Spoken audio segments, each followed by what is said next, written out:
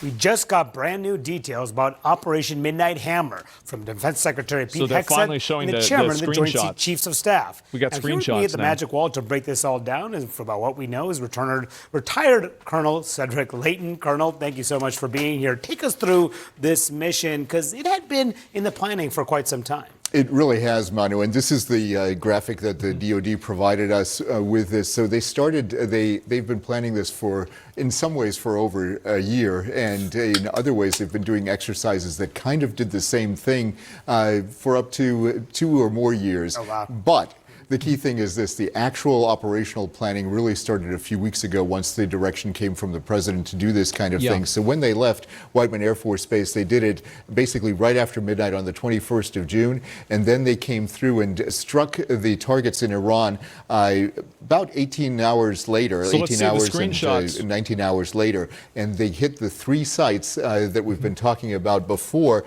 These are the ones that, of course, have become famous now: Fordo, Natanz, and Isfahan. Yeah, and these are the ones that, of course, not only because they've been in the news, but because of what they had, became important from an operational perspective to actually eliminate. And that's why they had the kind of payload that they did on the B-2. And there's been a lot of discussion about the Fordo facility in particular. And the Pentagon says they've obliterated Iran's nuclear capabilities. But Fordo in particular, how hard is that to penetrate? So take a look at this right here, Manu. When you see the security perimeter right here, and then in just a second we'll get some more details here because you've got the support building and tunnel entrances. This is way deep underground, almost 300 feet underground. So when you look at the layout of this... I thought each bunker buster went 200 feet and they dropped 12. You've got those tunnel entrances that I talked about, that support building, and this mountain covers the centrifuges. The centrifuges are the key part to them doing what they need to do to, in essence, enhance the uranium to get it to the level that they need. This one. So when you look at what this looked like before June 20th, this is what the fuel enrichment facility looked like from a satellite view. Now take a look at what happened here. Every single thing that you see here has been actually changed a bit. When you look at this, the June 20th slide, take a look at the facilities up here and over here. Now look, this is gone. Wow. This right here is also gone. So these are the kinds of things. Oh my God. The facilities up here and over here. I didn't even realize that. Look. Here. Now look. It's just not there anymore. This is gone. Wow. Like literally fucking erased. This right here is also gone.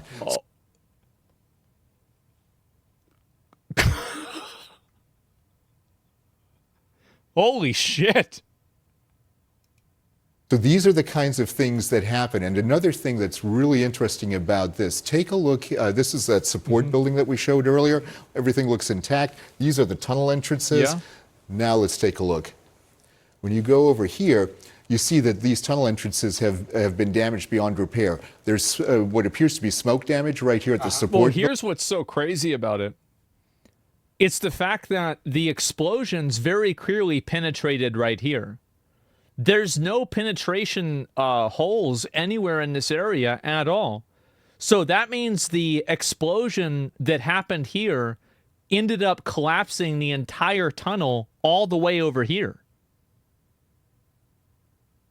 Do you see what I'm saying?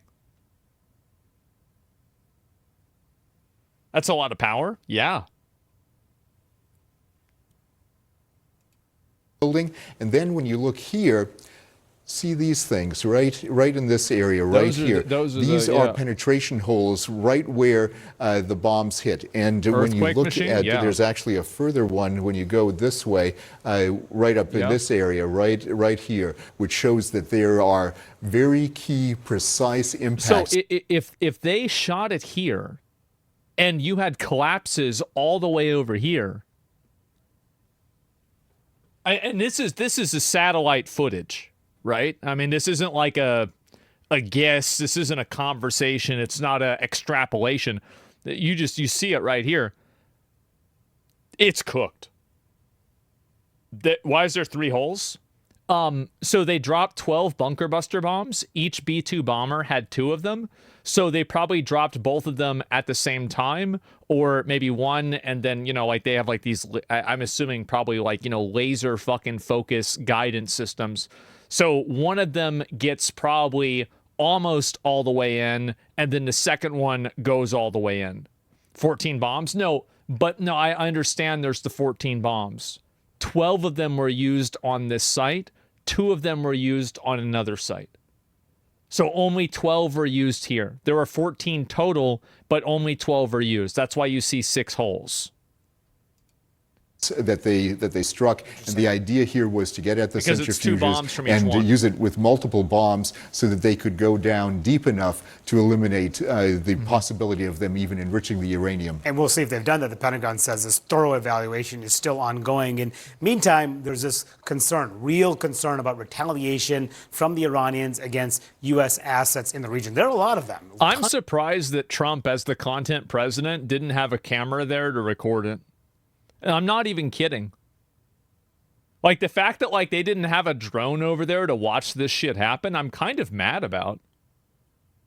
Like, he did? Well, I want to see it. Maybe it'll come out. Yeah, I mean, because, I mean, they've got to show, I mean, because that would be badass to watch, right? I mean, again, like, these are, like, this is literally everybody's tax dollars. We have spent billions of dollars on this shit. Don't we at least get to watch a video? It's bullshit. They needed to record it somewhere. Yeah, the montage. Yeah, tweet it out. Do something. It's classified? Yeah.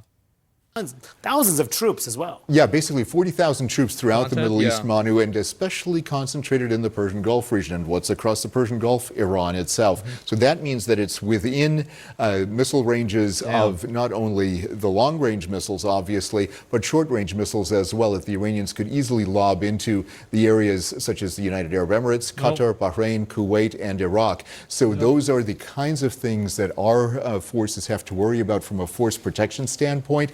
But each one of these areas really makes it very clear that every single one of our troops is definitely within range, but that doesn't mean that they can't defend themselves. They will be able to defend themselves if the proper measures are taken. And well, I mean, there's also like the other component to this is that I don't think that Iraq and Saudi Arabia and Qatar necessarily want Iran bombing the U.S. embassy there or the U.S. military base there.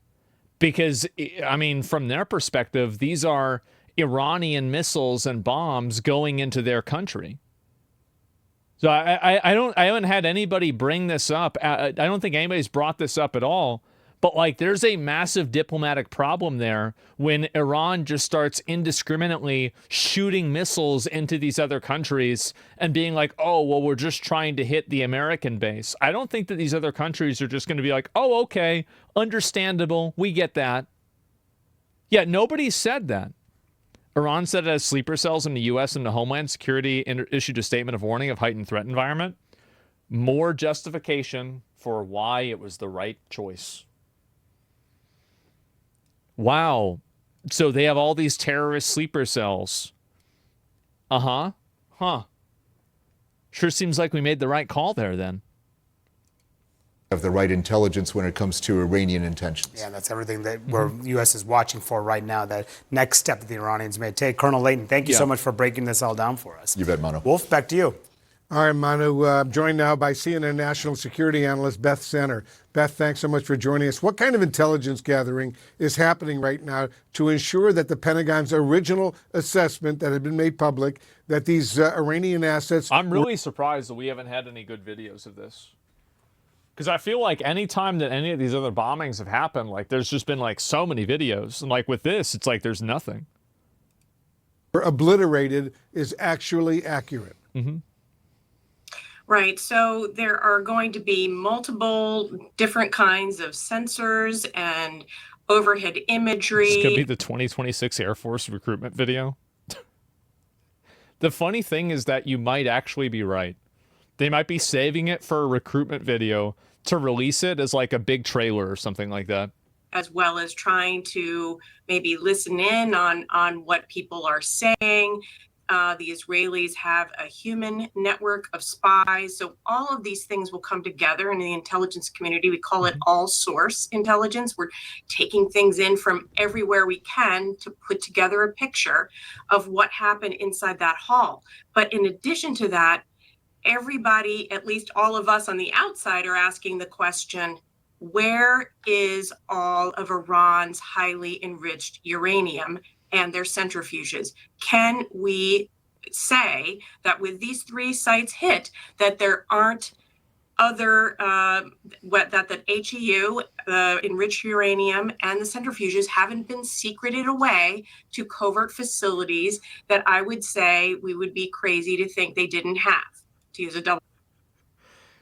So let me get this straight. They're going to put the uranium in the secret facilities that we don't know about, but they couldn't even figure out how to make a secret facility for themselves to avoid getting killed?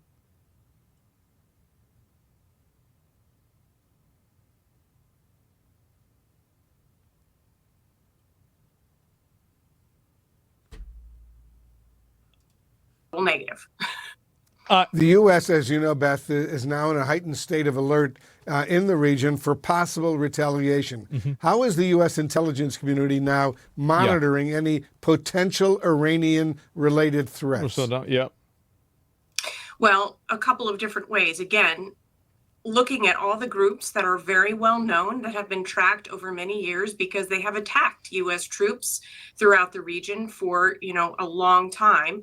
And we are also, I'm sure, working with our liaison partners in these countries. For example, the Iraqis have been fantastic partners. They don't like to talk about it, of course, and we don't either. But, obviously you need to work with the governments to help ensure that... Wait, Iraq are our boys now? Wait, what? Bro, shit's changing over there, huh? Damn. Great. Oh, yeah, awesome. All right. Easy. U.S. troops are not attacked, and we will be holding some of these countries accountable as well for doing what they can to keep the lid on these militia groups in their countries. So we will be working with our partners and then also independently to be tracking all of this. Still a very, very dangerous situation indeed. All right, Beth Sanner, thanks so much for joining us. Federal officials are warning about the potential retaliation from Iran in the wake of the U.S. attack on 3 Iranian nuclear facilities. This morning, Iran's foreign minister warned that they have to respond, and the U.S., quote, crossed a very big red line, end quote. Yeah, Iraq is our OG boy. We were selling Saddam all kinds of weapons back in the day. Yeah, I know, like, he was our boy for a while. And a lot of people said that, like, Saddam was surprised that we even attacked him. He was like, what the fuck, guys? I thought we had an understanding. Yeah, he was our boy. Yeah, I don't know what happened. He changed? What do you mean? Nah, the guy... Bro, one of the first things he did in power was read people a death note. He didn't change. What do you mean? Joining us now, CNN's Homeland Security analyst, Juliet Kayyem. Juliet, thanks so much for joining us. What do you think? What are Homeland Security officials doing right now under this heightened alert? How concerned are they? They are concerned. We are hearing that there's going to be more focus on the domestic intelligence side of potential Iranian sleeper cells. We don't know to what extent they are formed and ready to activate, but it is something worth watching. We've talked a lot about the denigration of Iran's capabilities to launch major attacks in the United States, what happened to Hezbollah in Syria. But nonetheless, it's that those capabilities have not been eliminated. Focus on the potential Homeland Security threat, different than a threat against U.S. interests abroad, and that will include internal investigations as well as, of course, a focus on border crossings. Yep. President Trump's former Secretary of State Mike Pompeo is warning. And this would have never been a problem if they didn't let a bunch of people come into the border randomly without vetting them. Like, you see kind of how these problems compound. It's like these people create an apparatus where it's almost impossible to solve problems that they create, and it's done by design. that the attack could have Iran Sleeper cell myth is activate what are fear-mongering? called It could sleeper be true. cells. Is that the biggest concern for I mean, potential? you have to keep in mind, anytime the media says anything like this, like, it's always important to remember that the media, it's in the media's best interest to make you believe that you're in danger and everything could be against you, or like, you know, you could die at any minute. And the reason why is because, what do you call it? Sorry, I lost my train of thought. Something distracted me. The reason why is because that gets you to tune in and watch the media again, right? And so, like, that's the whole reason. Sensationalism, Retaliation from it keeps Iran? people locked into the news. I think it's the biggest Homeland Security concern, but I don't think it's keep the checking for most updates? likely Yeah, exactly. scenario. From Iran's perspective, going after U.S. interests abroad is going to be easier. We have lots of troops there. We have lots of U.S. interest abroad, including in the Straits of Hormuz. So it's going to be easier for them to launch attacks. But we would be silly and naive to think that Iran had not thought through day two planning. They knew that this was coming either from Israel or us. And so those sleeper cells. I think that a lot of people are really overestimating Iran. I think that they are.